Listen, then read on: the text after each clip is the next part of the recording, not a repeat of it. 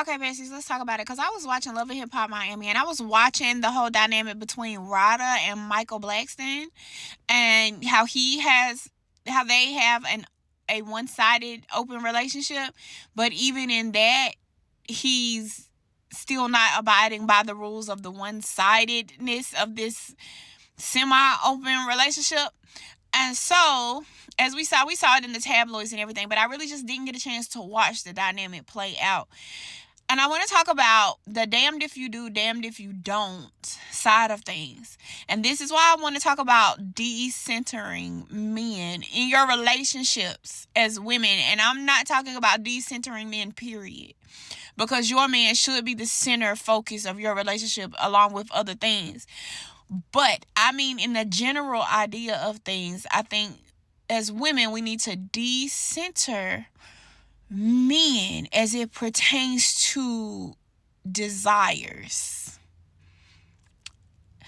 Because a lot of times men desire things that are not good for them, that are not healthy for them, that are not productive for them, that are not edifying, that don't build you up. Like a lot of things that men desire tear them down, destroy.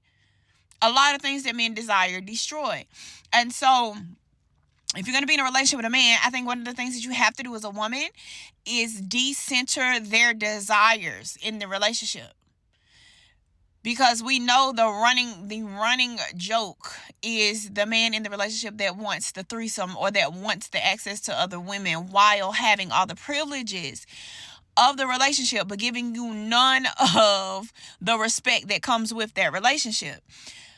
So I'm watching this whole thing play out with Rada and with Michael Blackson, and how he just how he has a complete disregard for this woman.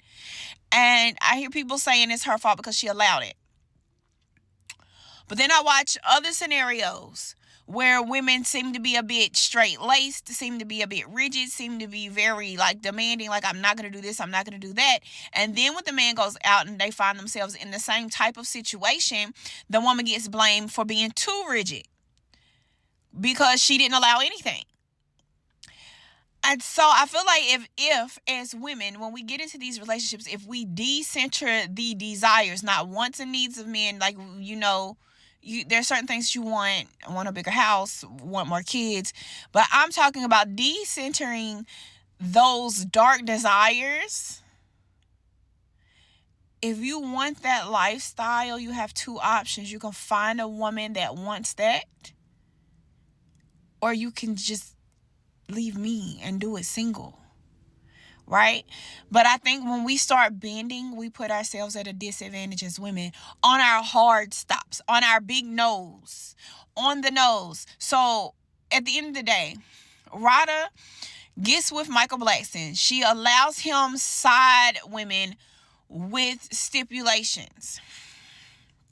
I don't understand how you expect a cheating man to be honest. There's no degree or levels to lying. Either you lie or you don't. Either you have lied or you haven't. Either you did lie or you didn't. There's not levels to it. Even though people want to talk about white lies and all this, there's no levels to lying. You're a liar, you're a liar. So I don't know why you expect a liar to have a level of truth to him. But either way, this all happened. She allowed it. He agreed that he wouldn't form relationships and build bonds with these women, which of course he did.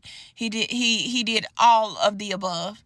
And now she finds herself single she's single with a baby and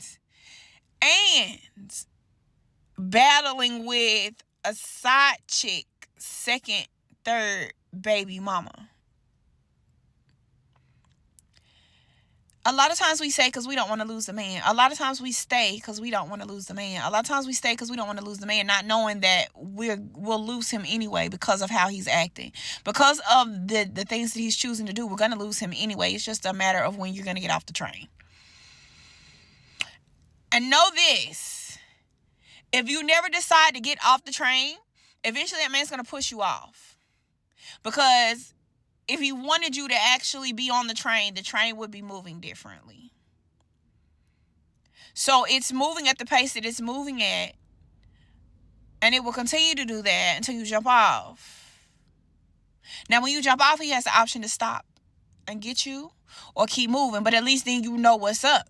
But you're never going to know what's up for real till you jump off that train.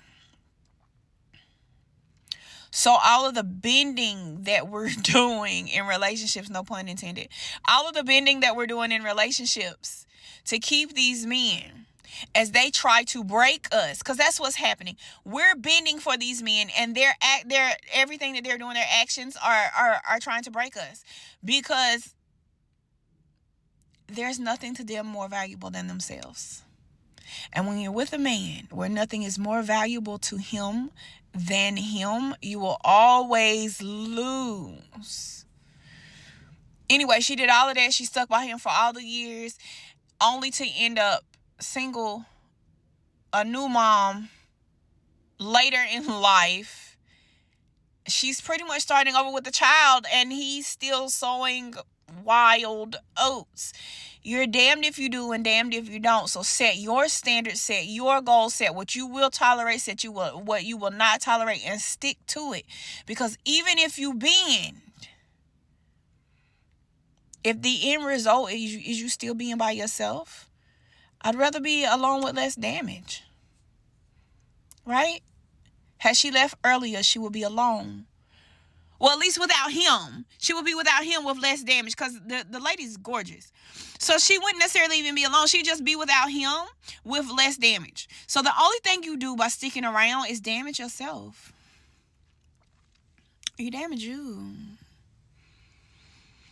Anyway, like I said, let's start decentering the desires, those dark, deep BS desires of men in relationships. If you're a grown man, you can put those boy toys to the side, those childish ideals to the side, and grow and build with me.